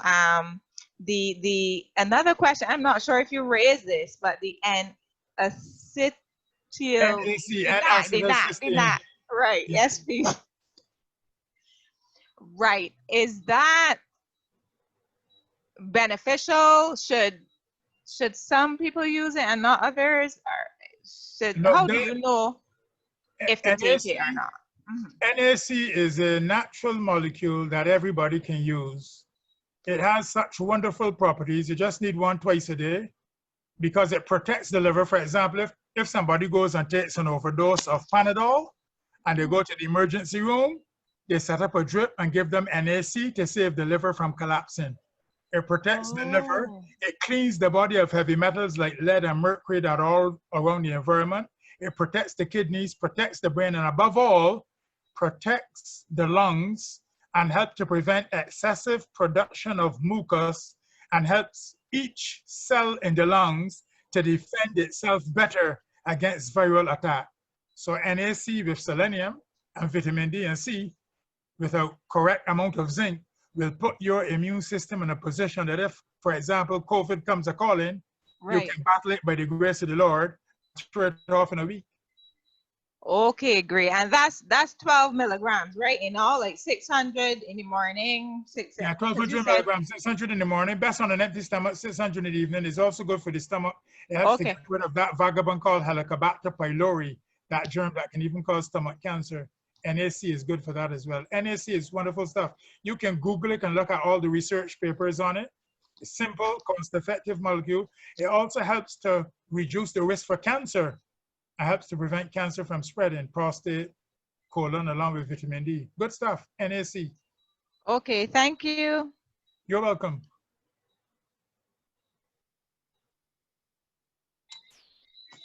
All right, Doctor, I'm not seeing any additional hands raised. Okay. Neither am I seeing any additional questions in the chat. Good. Well, I want to thank you for being so patient, and I hope Dr. Douglas, just as we say that, someone has just sent a question. Whether or not a pregnant or nursing mother can use for arginine. Okay. For arginine, well, arginine and citrulline, or citrulline and arginine, however you want to pronounce it, are two important amino acids in the body. As we age, we tend to produce less of a molecule called nitric oxide. And we need those two, citrulline and arginine, to make more nitric oxide to help keep our blood pressure normal, maintain blood flow, keep the heart rhythm normal. So they're two good molecules. People who are diabetic and hypertensive or have circulation problems, even in the male issue of erectile dysfunction, things like that, it is very good because it improves blood flow. That product, proarginine, also contains quite a number of antioxidants. If a person is pregnant and they usually take a multivitamin, there's no harm in taking it, but I would start off with half a pouch rather than a whole pouch. Just a half a sachet, along with your multivitamin, that prenatal multivitamin that your obstetrician would have put you on, a half a pouch, because it's going to be very good for giving the baby a good intrauterine start. but just half a pouch along with your multivitamin you can use. All right, Okay. thank you, Narissa. Doctor, we go to Sherry Sobers. Sherry, you can go ahead and ask your question. Hi, good night, Doc. Your presentation was really informative. I have two queries. You spoke of intermittent fasting, and that is something that I have recently been reading up on and have been. You were hearing me? Yeah. Right. I was saying that I have been reading up on and trying intermittent fasting, but your regime suggests breakfast and midday, mid-afternoon lunch. And I've been doing the other way, where I have my first meal about 1:30, and then my second meal between 7 and 8. Is there a better or more effective meal plan or meal time plan? All right, thank you for raising that. Some people have different ways of doing the intermittent fasting, different time periods for their 2 meals. So you do your first meal around 1 p.m. and your last meal around 7. What time do you go to bed? It varies between 11, 11:30. Or you go to bed late and you get up what time in the morning? I get up around 6. You get 7 to 8 hours rest? No, approximately, yeah, give or take. That was my only concern, because we're also advised, both in medicine and the health testimonies, that it is best to avoid night eating or evening meal. Research is now showing that if your evening meal is after 6 in the evening, it interferes with the circadian rhythm of the pineal gland and the melatonin hormone, and that it is not ideal. So okay.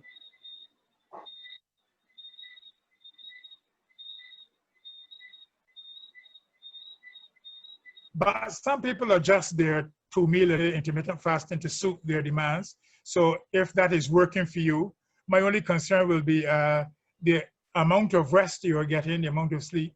And my other concern is that once you don't go to sleep too soon after 7, but then you still need your 8 hours rest.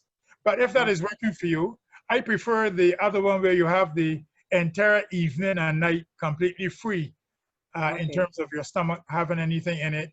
Once darkness comes, your stomach should be empty. It would be something that I would look into, because I was, it's something I started during this time period, COVID time, which it worked out for me, but now I'm getting ready to go back to work. I'm wondering how that will work. So it would be something that I would consider. I did not, when you raised it, I didn't, before in all my research, I was only hearing of the 16-hour window, including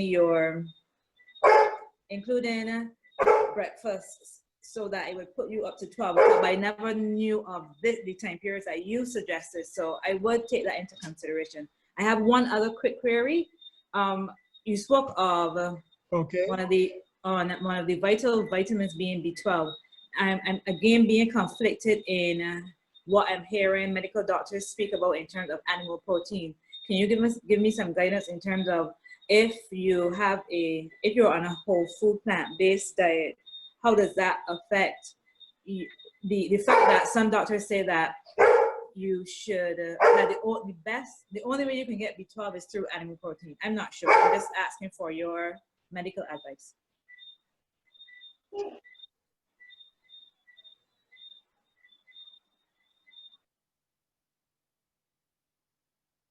Hearing.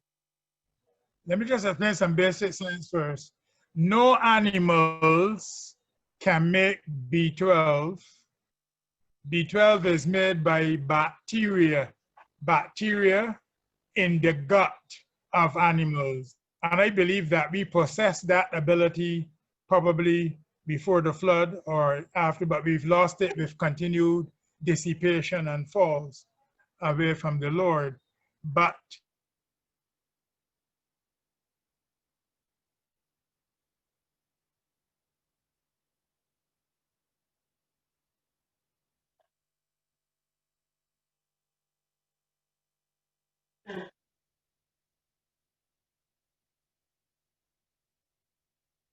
Raina, I'm not hearing anything. Yeah, we seem to be having some challenges with the doctor's connection. Dr. Duglin, are you still there?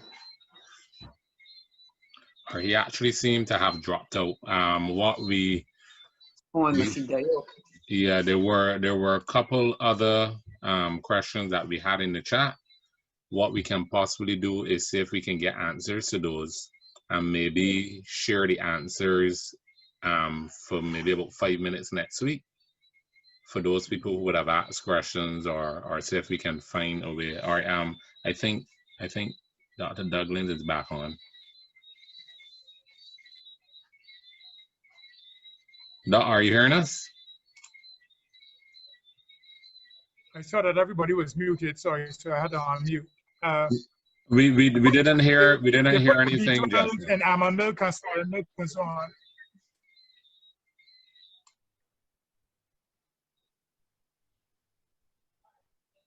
Okay, I was saying that vegans should take a vitamin B12 supplement. They even put it in almond milk and soy milk and so on, so it is already in fortified vegan materials. But methylcobalamin is the best B12 supplement. It is rapidly absorbed and it helps to protect the nervous system as we age and the immune system. And the experts are even telling meat eaters to take a B12 supplement because the one they're getting in the meat may not be that easily digested or absorbed. Methylcobalamin can be absorbed under the tongue.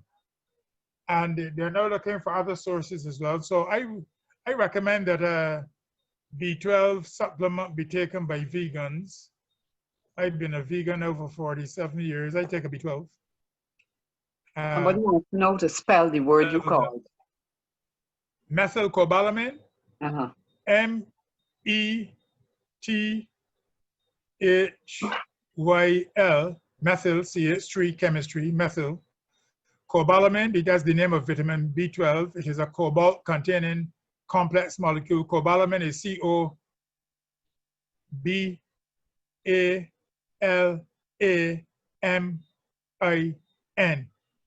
Methylcobalamin, the most effective form of B12, and they have sublingual tablets available. You just put it on your tongue, it dissolves and goes through without having to go through the stomach mechanism, which sometimes can frustrate it. Good for the immune system, good for the brain, especially as we age. I saw one American specialist who deals with aging and vitamins. He puts all of his people over 65 on B12, even though they may be meat eaters, to ensure that they're getting adequate B12 levels, because just depending on the animal meat is no guarantee after a certain age. So B12 is important. All right, I think we'll try to take the last few questions. One I am seeing is a follow-on to the 2 meals a day. Someone was indicating that they're diabetic and they were wondering how to manage on 2 meals per day as a diabetic. Okay, well, that kind of question has to be tailored to the individual. But up in Canada, Professor Jason Fung, who is very serious, he is a nephrologist, he's a trained internal medicine physician, but listen to what he says. He says diabetes is caused by eating the wrong thing and eating too much of it over the years until we develop insulin resistance. And he says, and then we doctors are trained to take that patient and without any address to their diet at all, pump them with drugs and insulin. He said it can't work and it isn't working. So he has a special technique. He says, fast away your diabetes and your diabetes. And he takes his patients off the medications and puts them on a pure, healthy diet, and then the intermittent fasting. And as the weight tumbles off, the sugar goes in the sea, and they're reversed. Professor Roy Taylor at Newcastle upon Tyne does a similar thing. A pure diet, and in 8 weeks, the fat is gone out of the pancreas and out of the liver, and these men can get that. I've tried it down here as well, but you have to have people who are willing and disciplined. So if you are diabetic on medication, you can't go doing intermittent fasting because that medication may then cause your sugar to wobble too low. If you want to go into the program, you have to be under the supervision of a doctor who knows how the program works, and who can therefore guide you how to ease off the medication as the fasting and the dieting becomes more perfect. And then you do the intermittent fasting without the medication so your blood sugar wouldn't drop, and then you improve that way. But it has to be under the supervision of a doctor who understands the mechanisms of intermittent fasting, the natural approach, and how to deal with your medications as you get going. But just don't do it while taking medications without supervision. All right, thank you very much. I've seen your hand, David. We are going to come to you. Is NSC available at any pharmacy? Well, NSC is available at most health food stores around, certainly in the USA, it is available and cheap. Down here in the Caribbean, we have to pay a bit more for it, but it's available. And it is a very, very important molecule. All right, Up in America, you can check Life Extension Foundation. Life Extension Foundation in Florida is about the world's #1 in terms of objective research on all of these things, and they also sell them. And they give good prices and good research and good articles. And they even refute those who attack natural approaches. They give the evidence to blow them out of the water. Life Extension Foundation. Okay, David, we're ready for you. You go ahead.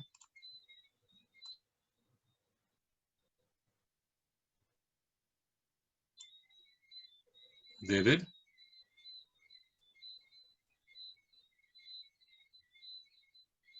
All right, I don't seem to be hearing David, so until we get David, let me go to their plant-based items.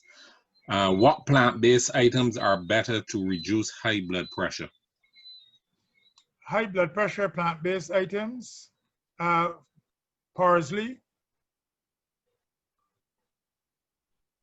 turmeric, ginger, clove, and then the high water content greens like marrow and cristophine, and then the cruciferous vegetables, kale and radishes and broccoli, and those green leafy vegetables. They are very good for bringing the blood pressure down. Neem leaves are very bitter, but just 3 in a cup of tea, and even breadfruit leaf. But parsley and thyme, oregano, and basil and curcumin, they help to bring the blood pressure down.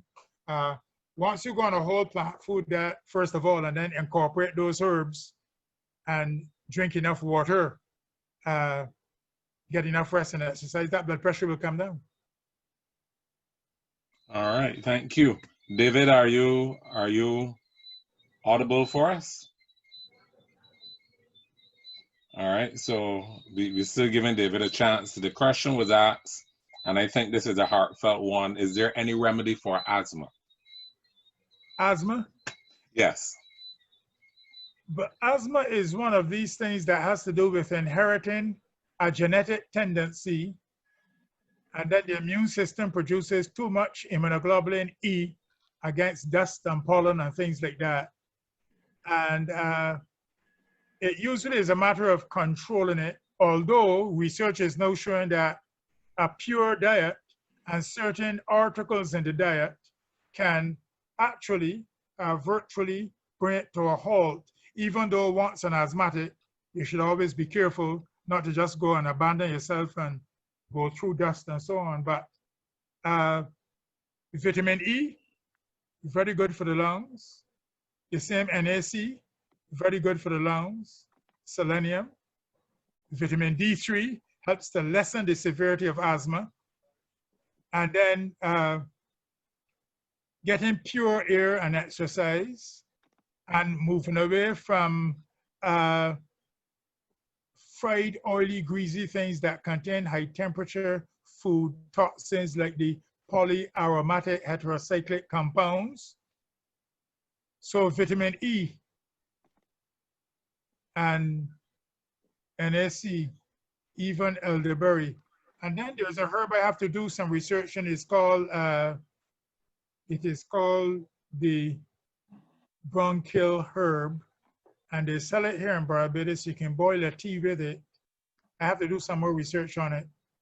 But yes, garlic, for example, too, and aged garlic extract help to clear sinuses. I see a question there on sinuses coming up. Vitamin E, garlic, aged garlic extract help to clear sinuses. And clove. These are things that help to cause mucus to be thinned and flow easily. And NAC strengthening the immune system and preventing an over deluge of immunoglobulin E. Okay, and while we're dealing with those different things, we come to migraines and high cholesterol. Using a plant-based diet to help to reduce them. Well, first of all, when it comes to high cholesterol, if a person has high cholesterol just from diet, then it can be corrected by diet, leaving out the cholesterol-containing foods, red meats, animal fats, using oat bran and flax, ground flaxseed, and a lot of green leafy vegetables, and especially broccoli, sprouts, and radish sprouts, and spirulina, and the cholesterol will come tumbling down. If, on the other hand, the person has high cholesterol because there's a genetic issue in the liver, and the Frederickson-Levi classification, there are several genetic impediments that can cause a high cholesterol. Well, then, especially if it is the type called Frederickson-Levi type 2 familial hypercholesterolemia, where there's a gene causing the liver, not causing the liver, a gene that prevents the low density cholesterol from attaching to its receptor. And Goldstein and Brown won the Nobel Prize in 1984 for discovering the LDL receptor. If you have a gene missing, so you don't make LDL receptors, you can't clear the cholesterol that the liver is making. So then it is that in those patients, sometimes they have to use either red yeast rice or even a stronger inhibitor of the liver making cholesterol in order to survive. But if there's no genetic issue, diet alone can bring it back to normal. If there's a genetic issue, the person may need not only diet, but a specific medication, because then it is a different ball game if the liver is making it and it is not being cleared because the receptors are not functioning. The levels can become very high and cause premature heart attack if it is not lowered by hook or crook. All right, Wayne, we probably can do one other question and start to close out. We can't keep the doctor here all night. Yes. Can you hear me now? Yes, David. Yes, David. Go ahead. Oh yeah, my question for, good evening everybody. My question for Dr. Douglin is, do you recommend that we eat garlic raw? Some people can handle it raw. It can be a bit caustic to the mucous membranes and the esophagus. I like to just chip it up for 15 minutes, let the allicin form, then put it in a glass of water, let it steep for 20 minutes, and sip that water. It is less harsh on the esophagus or mouth, and you get it good, or you can then put it in your stews and so on. But some people can handle it raw. Some people can get blisters if they don't know how to handle it.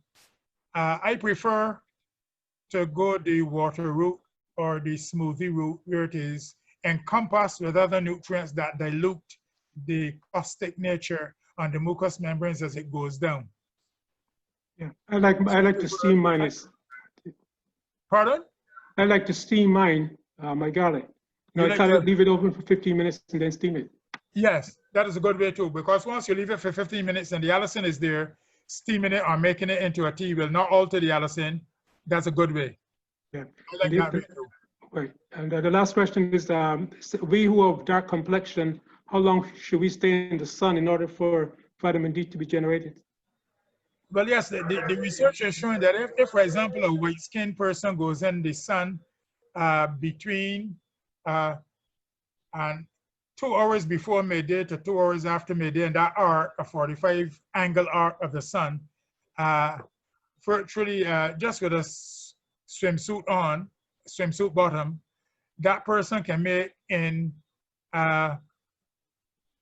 40 minutes, that person can make 10 to 20,000 units of vitamin D.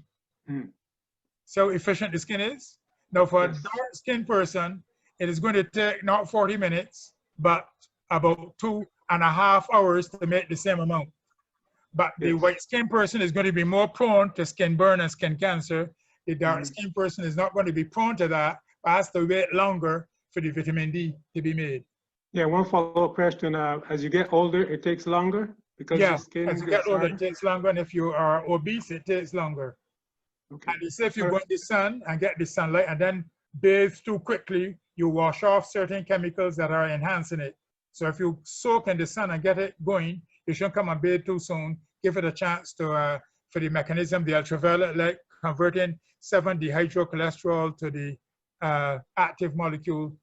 Give it some time before you wash it off. Yeah, so one good way to do that is to walk, get fresh air and sunshine at the same time. Yes. That's probably the most effective Beautiful. way. Let me just say, Dr. Dudley, thank you very much. The information you have shared is invaluable. I hope everything dovetail. You know, we know that we are not immortal, but the Bible does speak to following the wisdom of God, which promotes longevity. So thank you so much, Dr. Dudley. Thank you, Ruth. And I'm going, there was something that you said, Dr. Dudley, that I made a note. You used the word willing and discipline. There are so many things that we can achieve if we are willing and we are disciplined. And the Holy Spirit can help us with both of those things, because the Bible does say, I wish above all things that you prosper and be in health, even as your soul prospers. And that's what God wants for us. So thank you so much. I'll just turn over then to Yes, you're Terrence. welcome, and thank God. Yes, amen, amen, amen. I just turn over to Terrence. I hope he hasn't dropped to sleep. We just pray and close out, and thank everybody for coming out. We never had the room flood out, so boy. Yes, that's because we had Dr. Dudley with us this evening. I appreciate that. Appreciate Ruth coming in and giving us that information as well. I hope God just orchestrated everything so great. It is wonderful. Terrence, are you still there? Good evening. We are very much here. All right. Yes, please. Well, you did an excellent job to give us a summary that is willing and disciplined. And what I love from Dr. has said so beautifully is that God has made compensation in a broken, sinful world for us to manage the challenges we have. So thank you, Dr. Douglas, immensely for reminding us about that. And Pastor Murray prayed to start by asking God to give us something to inspire us. And I believe, Nola, as you said, tonight was a teaching moment. Amen. A learning moment for most of us, because I think, for me at least, I can confess there's something from every presenter that I have to do some homework. And Sister Butler, we thank God for the traveling mercies and for your testimony and research. One thing came home: my people are destroyed for lack of wisdom. And these things are here, but we just have to research. We just have to read, and sometimes we have to share, because some of us are so busy or other responsibilities that we may not get the time to research. But trusted friends and reliable programs like this, the Anchor Holds, provides a nexus for us to get good health. That's why it says, when two walk together, if one fall, the other can pick him up. And I believe Anchor Holds provides that support group in these challenge times, the new normal, I call it. So with that being said, I invite us to bow our heads as we pray, and definitely we look forward to the next episode in this journey, the Anchor Holds. There is something here, and maybe I have to put a suggestion that let's increase past 100, because I'm sure once this word gets out, people will want to be part of the live activity, especially we're not YouTube streaming live. So that's just my little 10-cent suggestion. So let's pray. And we ask God to do something we can't do for ourselves, but he's very much willing to cooperate with us. Heavenly Father, we thank you so much tonight. We've spent time in your presence with each other, and the time just flew. Imagine we started just after 7, it's after 9, but we could go further. We have so many other questions. We have so much more information. We have so much more research and experiences. And it's all because you first touched us. Your word is true. You desire us to be in good health and prosper, even as our souls prosper. But it's not just a blank check you gave us or for nothing. We have a part to play, because even in our own salvation, even in our own health, you have put certain principles in place that the lessons we learn in cooperating with you, we are now teachable, and we can be teachers of those who we need to witness to. So as we repose tonight, give us good rest. As we make tough decisions to make life changes, whether to drop sugar, flour, or fats, or complete that change, may your spirit of truth guide us. And best of all, may we not be selfish to keep our knowledge, but continue to share. Bless our facilitators again. Thank you for their experience and willingness to share. And we consider it done in Jesus' precious name. Amen. Amen. Praise the Lord. And amen. Amen. Wonderful. Next week is going to be men speaking out on faith. So that is going to be very interesting. So I invite everyone to come back. Thank you so much. I learned some stuff tonight, and I am just, everything just reinforced a lot, all of what I already know, and try to practice by the grace of God. God is good. It is of his mercies that we are not consumed. Yeah, Everybody amen. have a very good night's rest. Thank you. And So we same can to get you. it. Dr. Douglas, thank you so much. God Really, really bless. appreciate your presence with us. And Thank Ruth, you. thanks so much.